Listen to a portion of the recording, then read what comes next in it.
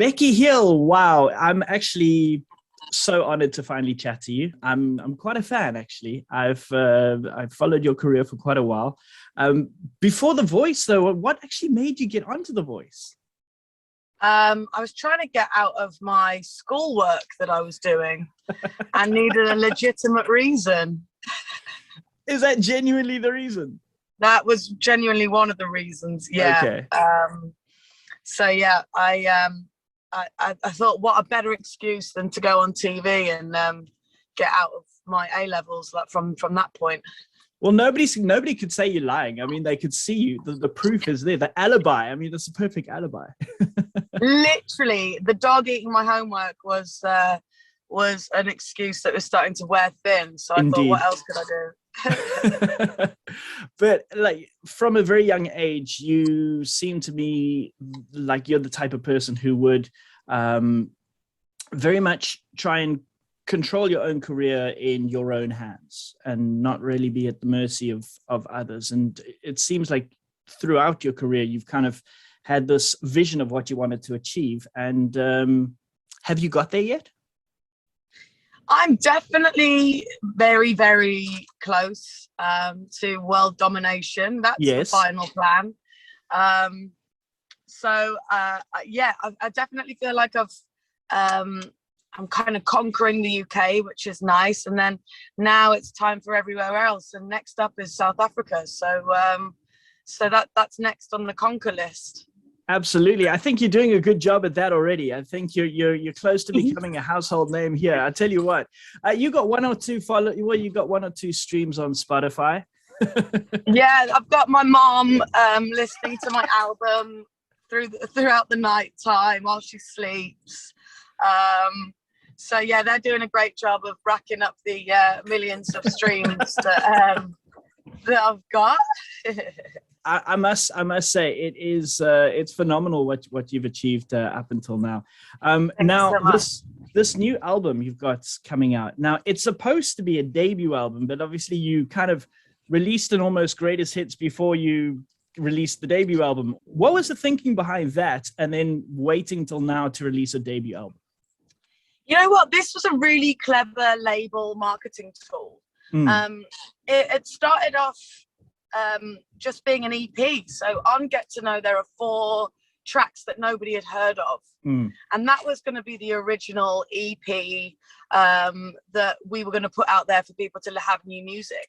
And it was actually an idea of Polydors, my label, who said, let's put all of the songs that people know but don't necessarily think of me when they hear it. So things like Afterglow and Overdrive and Piece of Me and False Alarm and songs like that, you know, people knew them very, very well, but didn't necessarily know that I was the driving force, the writer and the singer behind the track. So I called it Get to Know so people could actually put a face to a voice, a name to a voice. Yes. You know, and really my manager likes to joke, but he's always like, I don't know any other artist that has released a greatest hits album before her first album. Yes. So that's always quite amusing. But yeah, Get to Know really bridged a lot of gaps for me. You know, it was massive tunes that people knew, but now they knew who was responsible for them. Okay. And Only Honest for the Weekend, let's talk about the title first of all. Yeah. What happened to the rest of the week? That's sober, and then the weekend is usually inebriated. Got you. So it's that kind of honesty is what you're talking about. Yeah, I'm vaguely familiar with that. Yeah. Yeah, and that's what it was kind of. It was taken from a line of a song that I released called Space. Yes.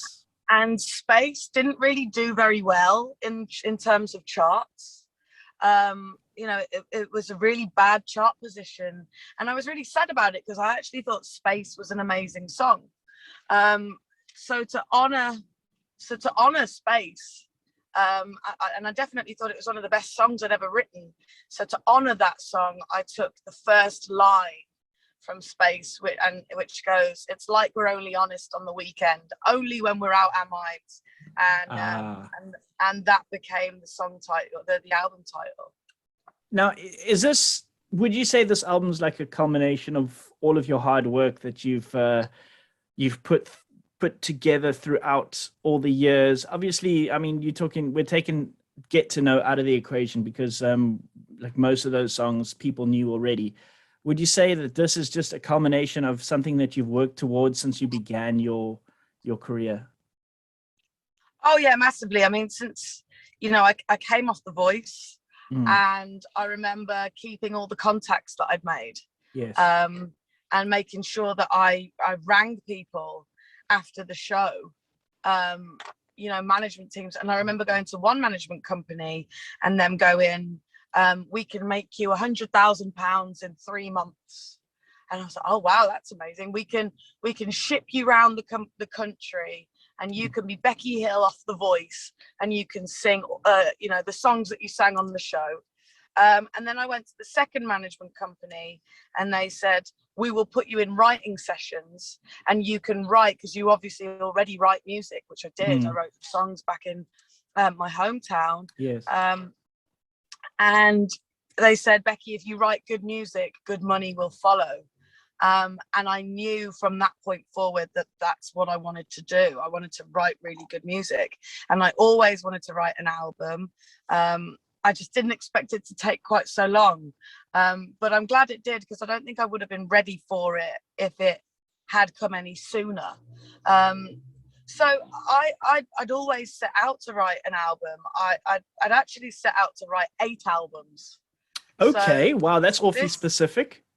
Yes, well, 8 is my lucky number, actually. Hey, mine too. No way. Yes, I've always said the 2 numbers I love are 5 and 8, and I don't know why. Mine's 8 and 18. I like how curvy the number is, I think.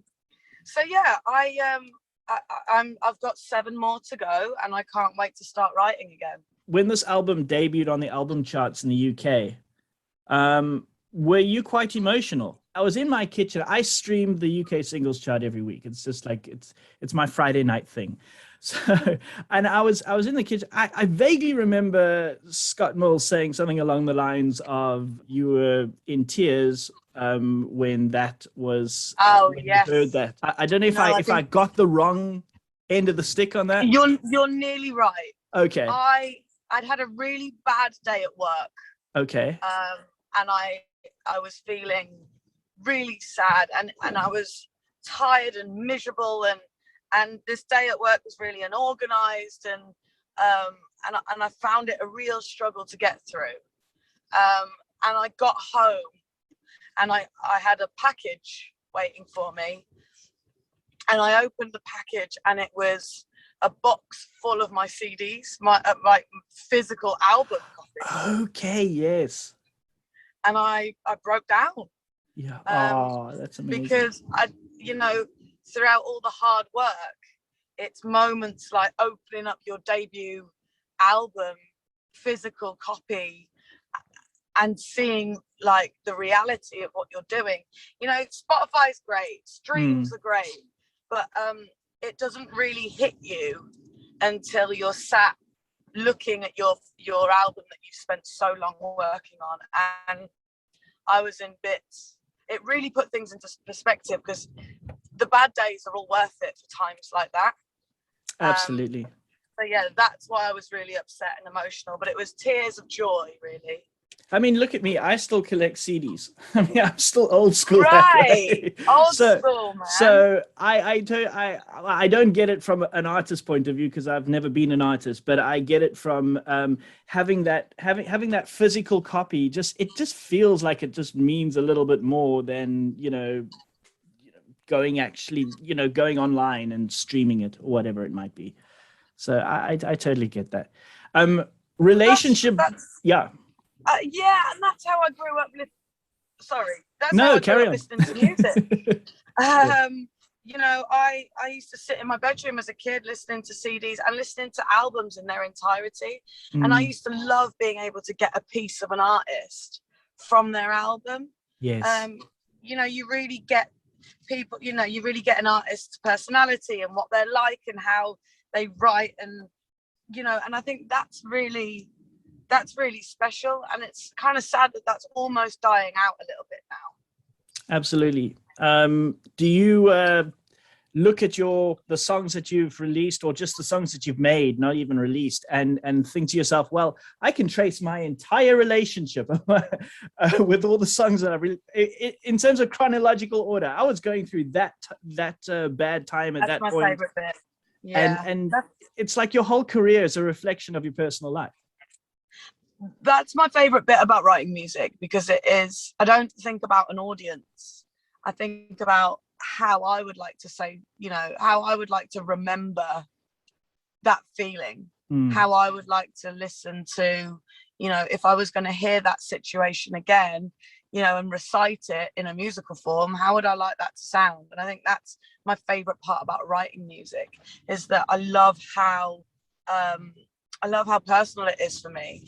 It's not just my relationships either. It's like my entire 20s, starting from the age of 18 to 27. That's like nearly 10 years that I can like backdate in songs. And I think that's, you know, that's also a really special thing. And I'm super lucky that I've been writing for that long, to be able to go, oh God, that's what I was going through, and this is what I wrote that about. And you know, I love that about music. It's like keeping all those, it's like keeping like journals throughout all those years, except you've got it in music form. It's so cool. Okay, so My Heart Goes, La Di Da. Yes. Do you like it? It's currently number 16 on our chart, by the way. Number 24 on the UK singles chart. Yeah, no, I love it. I love it. I love it. I did not know that. That's amazing. And tell us about, you know, that song, because that tells me that it's a good phase right now. It's an interesting one, actually, because My Heart Goes was probably the least involved I've been in the writing. Not so long ago, last year actually, I hosted my own writing camp. And for those people that don't know what a writing camp is, it has nothing to do with tents and portable stoves. Yes. It is so, for example, False Alarm I wrote on a writing camp. Yes. And I always wanted my own, because you kind of reach a pop star level when you get to book out a studio for the week and have all of your favorite songwriters and producers down to write songs for you. And it was a really interesting experience to me, because I would never usually entrust other people to write music for 14 years. And I remember walking into the room where My Heart Goes was being written by an incredible singer-songwriter called Charlotte Haining, who's vocaled lots of songs and written loads of songs, about a producer called Goldfingers and a guy called Josh Wilkinson. And I walked into that room and I was like, wow, guys. And I knew they had written me a hit. And I couldn't wait to put my voice to it. And I was so grateful and thankful for those guys for coming down to my very own pop star writing camp and writing me a song. So it feels like one of my own songs. Yes. Because it was done in an environment that was, you know, every morning I'd sit down with everybody and tell them. Yeah, exactly. And I'd sit down with everybody in the morning and tell them what I was going through and tell them what they could write about. And then I walked in and they made this incredible song.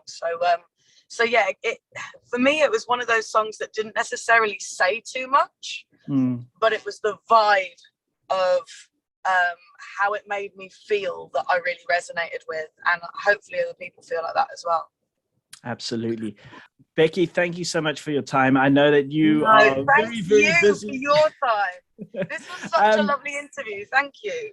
Thank you. I just wanted to ask one more thing about another interview. I never usually do this, but I came across this video and I had to quickly ask you, How guilty did you feel after the Capital Breakfast interview prank that because I saw your face on there. You look like you were being told to say these things, and it's so not you. It is so not me. It was I've never felt so uncomfortable in all of my life. And they wanted me to say all these awfully horrible things. No, and she's such a big fan. Yeah, and she was sat there going, Becky, you want to be nice because you want us to keep playing your songs. And in my head, I was thinking, oh my God, if she stops playing my songs because of these two awful people on the show setting me up, it was terrible. And it was the first time I'd met her as well. Oh no, shame. It was, it wasn't my favorite thing to do. So if I come over to South Africa, I really cannot be playing any pranks on anybody. I please don't put me through that. Not at all. I never ever would. I would love to have you in studio. Becky Hill, thank you so much. And I really look forward to seeing you in South Africa sometime soon. I would love to come. You'll have to show me around. Absolutely. You let me know. We'll take you on a tour. I cannot wait. Thank you so much for your time. Fantastic. Thank you, Becky. Have a wonderful day.